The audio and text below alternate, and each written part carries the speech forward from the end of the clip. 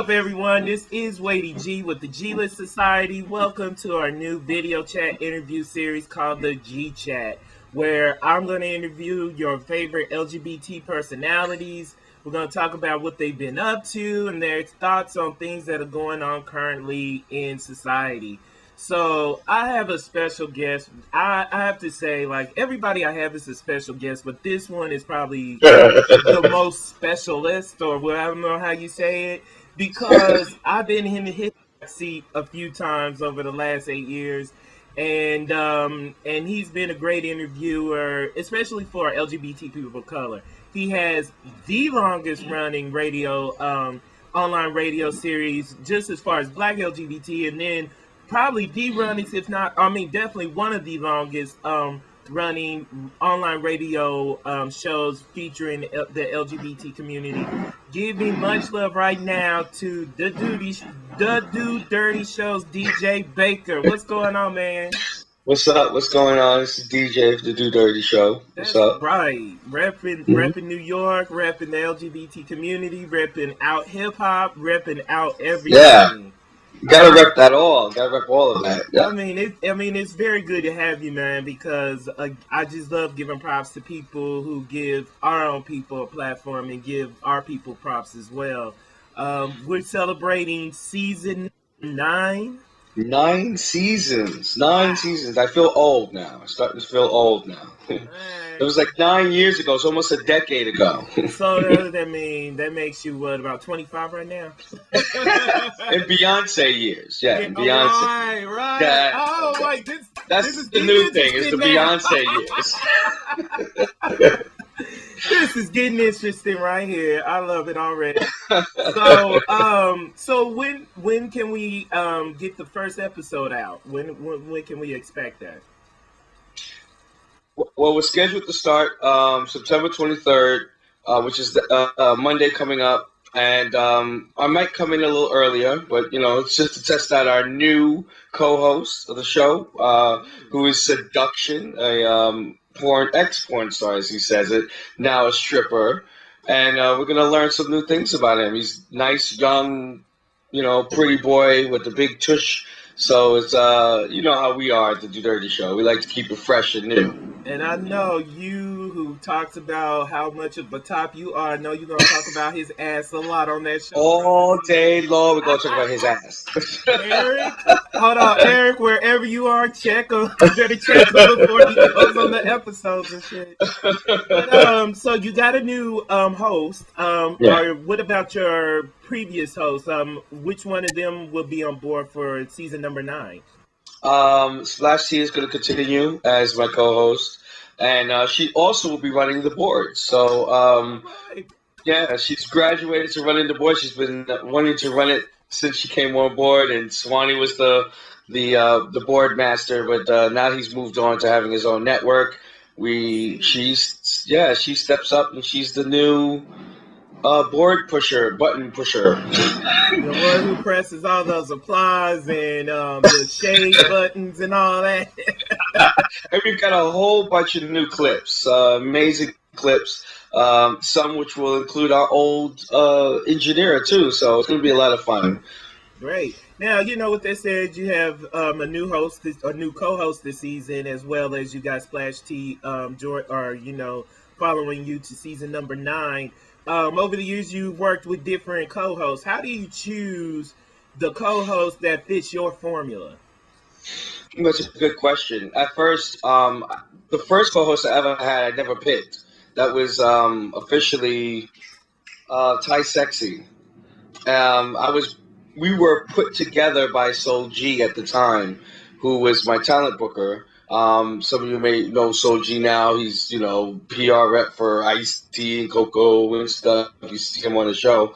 But yeah, he had put us together. He said, you know what, we need some female flavor, to balance you out. And me and Ty Sexy, we met, hung out for a little bit, and we clicked like that.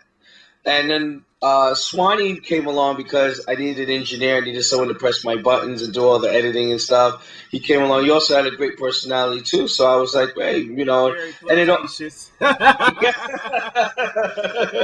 and so it kind of helped because sometimes he was able to say things I couldn't say because I was I'm basically married. And he was a single man, and we also had that whole bro thing going on, that bromance thing, where we can kind of understand what two tops understand, So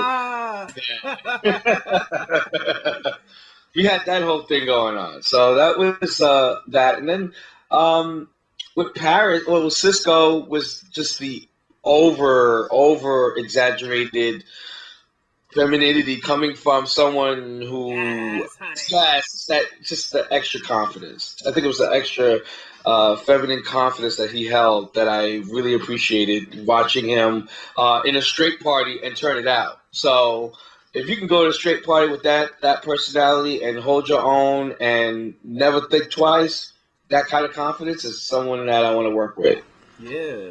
So I mean, and then also too, the one thing I want to credit you for the 8 years you've been on is right before we started this conversation, I was thinking, man, what else do I want to bring up about Do Dirty Show's contributions?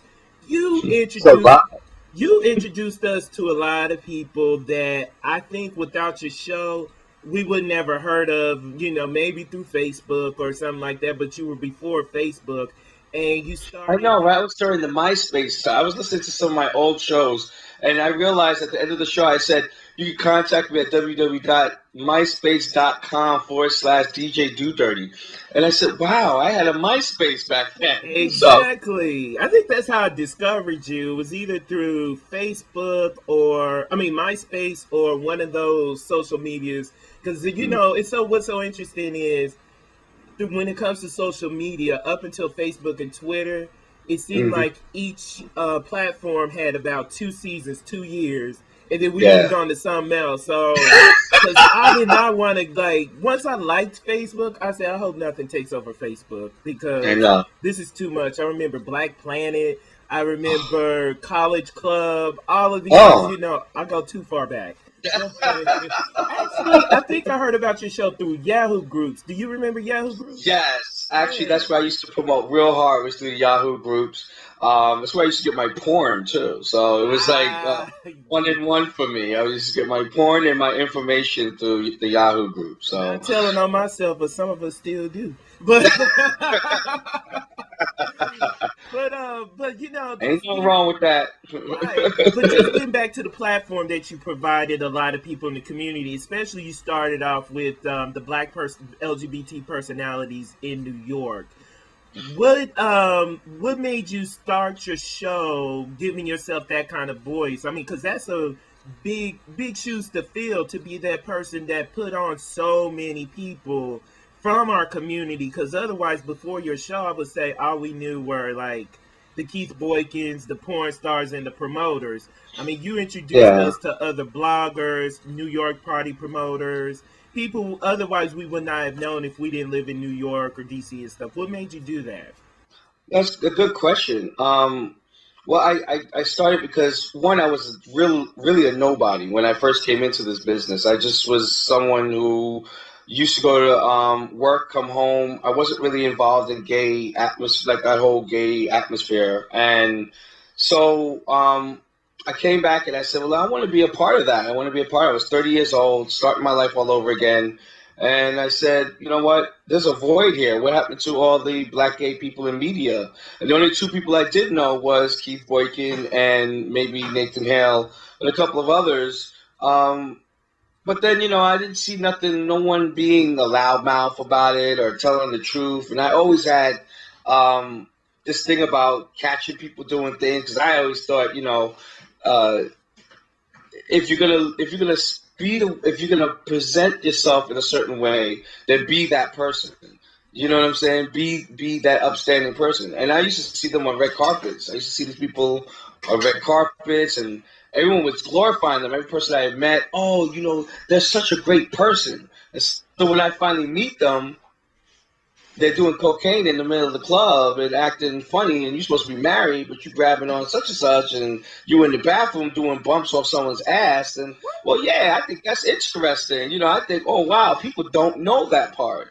So let me expose that. Why not? I mean, I think we keep, and I used to like to gossip about like real celebrities, people who are in the public eye. And I said, well, these people are in the public eye. You know, people are talking about them. They're on blogs. Why can't we talk about the stuff that I seen? It's not rumor. I saw you do coats, blind coats on the booze butt. Like, so let's talk about it. You know? Damn. I mean, your Splash hat. If the walls could talk in that club was Splash, I'm telling you. Which is, as you know, no longer there. Right. That's so sad. Yeah, so you know, it was just me being out and about and seeing things, and then people who didn't know me started realizing what I did, and then they coming up to me with other information, and so I started having this little network of people who, when they saw me, oh, let me really tell you the deal, and so it was just an attraction for people wanted to let people know that on the surface everybody's one way, but in actuality they're being kind of phony. And they're misrepresenting themselves, and a lot of people just want the real truth. They just want to know the real, and so that's how it just started. And that's why, like, you know, I really fuck with you because I love how you give people their platforms and stuff like that, but at the same time you keep it 100%. I know when you do keep it 100%, you are, I wouldn't say you've made enemies out of people, but people made you their enemy. Yeah, I have to agree with you. I think that, and I was just speaking to someone about this, you know, 2 weeks ago. Someone, a good friend of mine, and we were talking about how I feel like I am an enemy in the community at times, especially with the elite. And sometimes I don't. I mean, sorry, what the fuck is the elite? That, I mean, you know, I mean, like, when I hear that word, I said, first of all, I'm the elite. Fuck everybody else, but. And you know, excuse all this cussing. Exactly. But you know, the thing is, when I hear about who is the elite, I'm like, when 5 years ago or before I had my platform? Because now, if I'm not talking about and I still think they're the elite, right? And if we're not talking about them, I don't hear anybody else talking about them. So, and I'm sorry to cut you off, but when I hear that word, I'm like, please. Well, I think a lot of them were riding off that elite thing. And so what happened was the minute they realized that, oh, if I do put myself on that platform, there are going to be people that are going to be digging into my past or digging into what I do. And so now that puts me in a position where I got to defend that. I don't think a lot of them are ready to defend that. And so now you see a lot of them go, well, I don't want to be in the public eye. I just want to be in the background. You know, and to me, it's like, well, you are too late now. You already jumped in front of the camera. You done jumped on the red carpet. You done jumped and said, I'm going to be this. I'm the leader of this. So, oh, well, then lead, motherfucker, lead. Like, then that means that it's open for this discussion, debate. You know, you're going to be criticized. Even if you think you're doing something right. I mean, listen, I've been criticized. I can take it. Thank you, me too. You know? Me too. I can don't take it. care. Yeah, if you feel I'm doing something that's wrong, tell me I'm doing something wrong. If I'm doing something wrong, I'm doing something wrong. But at the end of the day, at least I'm being real with what I'm doing. This is what I'm doing. This is how I perceive it. So as long as I'm being true on what I'm doing, then I don't have nothing to worry about. I like to see people pick up stuff about me. I doubt that's going to happen. Well, you know, and that's what I tell people about me, because I had it out with some lame-ass DC promoter a couple of weeks ago. And he was upset because I put him on blast for that PR, that press release he tried to write last year against Sizzle. And I was just like, oh, yeah, I remember that. I said, dude, you crying about something I wrote about you 15 months ago after you addressed it then? And then he just kept going on. And I'm just like, dude, you can criticize me all you want to. You can call me evil and all this stuff. One thing you can't call me is a liar. And this is what I tell everybody even from these recent incidents that we're going to talk about as far as Inferno. I said, get mad for me reporting the shit, but I bet you can't call me a liar. You can dig stuff up that I've already told on myself. Just like you talk about your own life on your own show. I mean, what you gonna dig up on me are things I've already mentioned. So I've already said, yeah. Right. So that's why I really fuck with you because one thing we always talk about, privately, is that a lot of people want to become celebrities or celebrities. Oh, I hate that word. Yeah. So do Okay. I.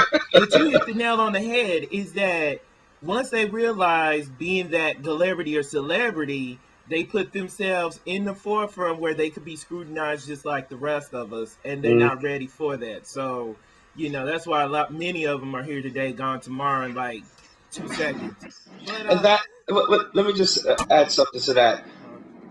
I think that we need to stop in our community where we feel that everything that comes out of our mouth has to be 100% positive. I don't know what fucking earth that you live in where everything is 100%. Everyone's going to say, I love you, you're great, you're wonderful, you're wonderful, you're great, you're wonderful. Sometimes you got to take a criticism. Well, your nose is too big, or you never know how to shut up, or you just talk too much, or you don't know how to dress, or your teeth have tartar on it, or your toes are fucked up. You got to be able to take the hits with the good stuff. And if you cannot take all you want, like people who delete bad comments on their YouTubes, they know who they are. What are you doing that for?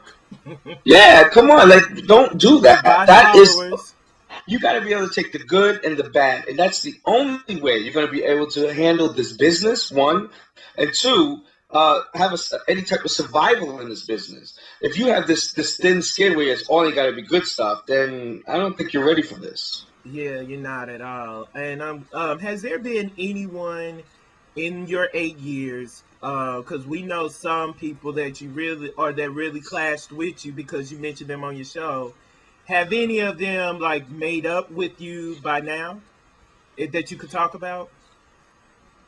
That's a good question.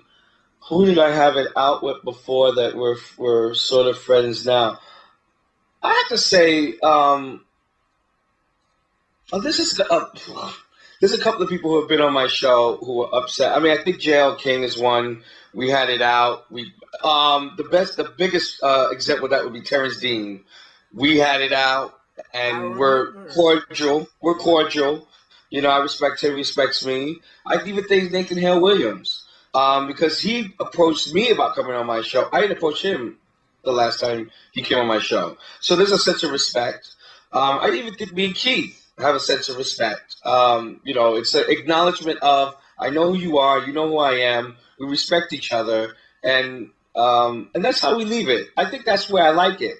We don't need to get further than that. I don't have to force a friendship. There are some people I've become friends with from the show, but not many that we've had a disagreement and all of a sudden now we're friends. And with that said, because that brought up 2 questions for me. The first one I want to ask is, I know, especially I'm very familiar with the Keith and the Nathan and the Terrence Dean beefs that they have with you. Do you think that now that they're cool and cordial with you, that they understand that, one, you're not going anywhere, they understand your platform, so they really cordial with you, knowing that you have this great platform that you have? Do you feel that is the reason why y'all may be all cordial? Yeah, I think it's the fact that one, I'm still here after 9 seasons, 8 years. I've lasted the turn of people coming and going. I mean, how many one time we had gay networks and they're no longer here. We had gay networks. Well, listen, we had gay radio networks and they're no longer here.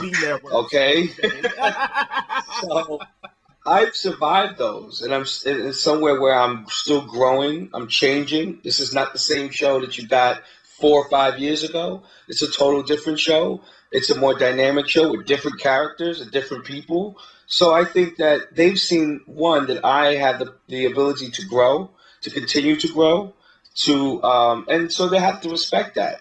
I have to respect they're not going anywhere. They're still going to be doing their parties. They're still going to be producing movies. And so sooner or later, they have to realize that we're peers now. So we have to respect each other. So when it comes down to it, I respect you, you respect me. And then, like I said, when it's time to do business, let's do business. If we don't have to do business, I don't see us having drinks or nothing like that. You know what I'm saying? Fair enough, right. And speaking of peers and respect, how do you what is your relationship with, besides me, fellow Black LGBT media personalities, whether they're radio people, YouTubers, or bloggers? I'm still good with, Derek L. Briggs. Me and A Connection are pretty close. Zemi Bear, big shout out to Zemi. Anthony Anderson. I've got a pretty good grasp. Even Rex Stone, I still have texted him a couple of times. Rod McCullum, very good friends with him. Let's see, other media people. I guess Nathan James is still in there, right? Nathan James is doing GBM News over there. Big shout out to them. And so, yeah, I have a great relationship with. There's a couple I don't know yet. I know there's the guys down in DC called the Morning Wood Show. I don't know what that's all about. I just heard them, yeah. Yeah, I just started hearing about them. I know Andre. There's a couple of people. This guy in Jersey called Mikkel. So I know a good group of them. There's what's his name? Paisley, Jackson dude from Atlanta. Yes, I love him. He and Cisco are like, he's like the southern twin of Cisco. Yes, hey. yes. I love him. Hey, Paisley. And I love Pacey. And there's also Aurora Jones and Just So Show. So I'm actually very friendly with all of them. So I think that I've been able to, within the media and the relationship with people in the media, we're that strong. I mean, because it's a respect thing. I respected them. They respected me. So, it's never been a problem. I'm glad you're mentioning, the respect, because I've had private conversations with several bloggers, video bloggers, etc., and I hear more about the shade than I do the camaraderie. Do you face that yourself, especially since you're one of the pioneers of the group? I hear about the shade too. I think Derek L. Briggs and probably has the most shady stories that you could probably get from. Legendary. Your boy Nunu, that whole situation that was exposed on the show that they slept together or whatever. Right! I thought that was classic. It's just like, wow. I was like, you know what? Are they going to fight or fuck? I couldn't tell what kind of tension there was because it looked sexual, then it looked like, I hate you, bitch. Well, Derek is the mastermind, and I don't care if he gets mad at me. He knows I love him to death. Yeah. He's the mastermind. Mad cool. Derek's mad cool. I call him like the Tom Cruise of this whole business because he goes through people and they go down and he goes up. I love it. But I love you can't hate a brother for that because regardless, just like you, you've been around for going on your 9th season. He's been in on YouTube since 2006, 2007. He came right after me, yeah. And there's going to be times, and this is, I went through this myself, where you're going to have people riding with you, and whether it's you or whether it's them, they're going to have to stop riding with you. But it's up to you on you keep going. You can't let anybody and everybody else, just because they fall off or can't figure out their plan B, that can't affect your plan A that you're still keeping. Well, if they're smart, let me tell you something. Yeah. You can't blame Derek. What you got to do is blame the other person. Right. When you're coming on board of a machine like that, like ADTV or Derek L. Briggs, before even ADTV was just Derek L. Briggs. And when you come on board with that, you've got to know, like even with my show, people have come on board and then they jump and they go somewhere else. So G continued to go off and do what he had to do. Ty Sexy went off to still do what she had to do in fashion. Cisco still goes off and he's doing, he's branching off. He's starting to create his own brand. Splash T doing her own thing. Like you're supposed to use that opportunity to springboard yourself up. Not down. You're supposed to keep going up. You're supposed to improve on yourself. So you can't blame, me or Derek or, even Zemi or even Anthony Anderson, who a lot of people have driven to. Big shout out to Trent Jackson, too. I want to say that, too. That's one of the OGs right there. Yeah, he was doing it before I was. Yeah, we started around the same time. Yeah. Yeah, that's the thing about Trent. I always give him respect. And, just the fact you're supposed to come away with something. if we're giving you an opportunity, and if you're not in this business, then you come in and then you learn something. You're supposed to take that with you and build on that.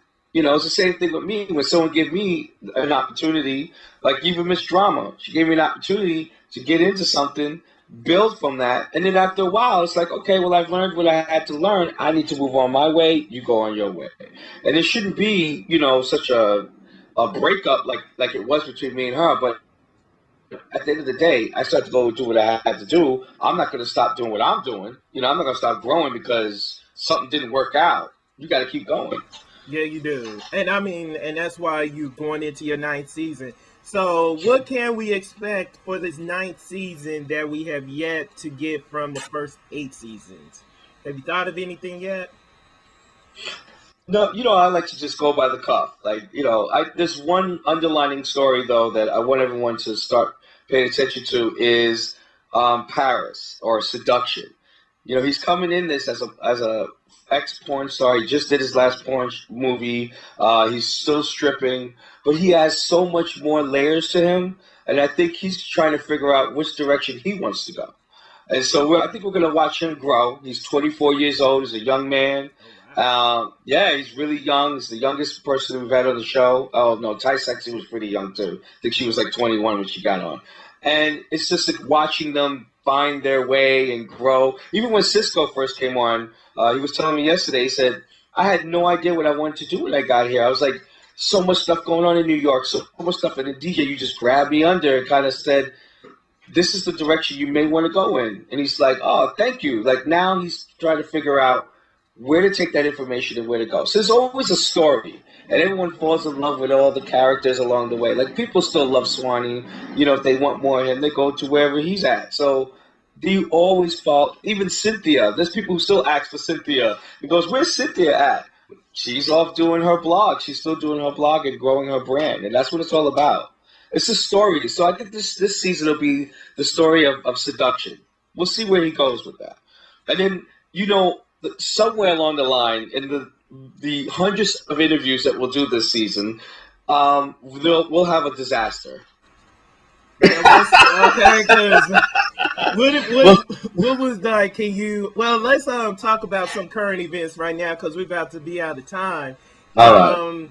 I know you've been on your summer vacation for a few weeks. And there's been this burning topic that's been going on for 2 weeks now. It's more than burning. It's like an inferno. Oh! Okay, let's talk. I mean, well, I've said my shit on it as far as on Facebook and stuff like that. What is your take, especially now that we've been a week and a half from the incident? So a lot of things have come up. A lot of things maybe still need to be addressed. But if You Dirty Show was to do an episode on it right now, what would be your commentary on that? Well, I tell you, my angle would be, where's the money? Of course. We still don't know where the money's at. I think the guy ran an insurance scam. I don't know when he planned to do this. I don't know if this was a long-term plan on the insurance scam, but what he did was a clear insurance scam. There's no way to debate that. It's the evidence, I think, proves that. But what's confusing a lot of people is, why would he do this to the community? Because at the end of the day, it does hurt the other promoters. Yes. It does hurt the other promoters on their trust. And people, especially the young people, are not going to trust promoters now. You know what I'm saying? And so I do think that Bryce had the right to go in and get a dig in while he could. And, you know, I think that Dwight might have been a bit of, you know, a coward for not saying it. Did he say anything? I don't know. Did Dwight say anything? I mean, you know what? And I don't care how Dwight feels about me after saying this, because I could fucking care less. Because, like, Dwight would be like, 1 minute, if you saying something that's glowing of him, he'll like you for it. And then if you say something that criticizes him 10%, he want to sick his lawyers on you, knowing that he should do shit. But I respect him, but you know, that Napoleon complex gotta go. But no, the thing was, he did like throw shade, but okay, good. She should have. At first he tried to be very diplomatic about it because I got the screenshots. Like he tried to pretend that he said nothing once Funky the Neighbor put him on blast. But I got the screenshots where at first he was very PC about it, talking about, the community doesn't need this right now. And then he threw some shade later talking about SZA will never do something like this. He's very arrogant, blah, blah, blah, blah, blah. And then once Funky the Neighbor put him on blast, he gonna try to act like he never said anything. I'm like, dude, stick to one. Oh, come on. Yeah, you know what? There's nothing worse that I hate than someone who takes back what they said when it's the truth. Exactly. Dude, he's the last person that got to do something like that. You know what I'm saying? Dwight should be jumping up and down right now going, yes, Will, you fucked up, gonna be bigger fucker. Than ever. Yeah. You know? Yeah, like, come on. Everyone still goes to Sizzle. It's just the biggest thing ever. He should be 100% proud. And he should be looking down at Will going, you dummy, you dummy, you dummy. Just like that. Right. So that's why I didn't understand all that. Like, make up your mind. Are you going to be shady? Like, shout out to Bryce. Promoting his trip, too, for that shit. I love Bryce. Yes. I was so happy when he did that. I was like, that's a man right there. Go ahead. Yes. Dig those salt. Please tell him I said I'm his biggest fan for that. Yeah, I'm his biggest fan. Oh yeah, much respect to him. And then a lot of people reached out to me behind the scenes because what I told a lot of people, especially like pride organizations and other people, wanted to put out statements about it. And I said, for what? It has nothing to do with you. If you're not a promoter, don't even bother, giving your platform. But let's move right along and stuff. We talked about Splash closing, and as well as other venues that are closing that are long-standing, long-running. That are a lot of them, Chi-Chi's too. A lot of them are attended by people of color. In New York, has that drastically affect the social scene of LGBT people of color?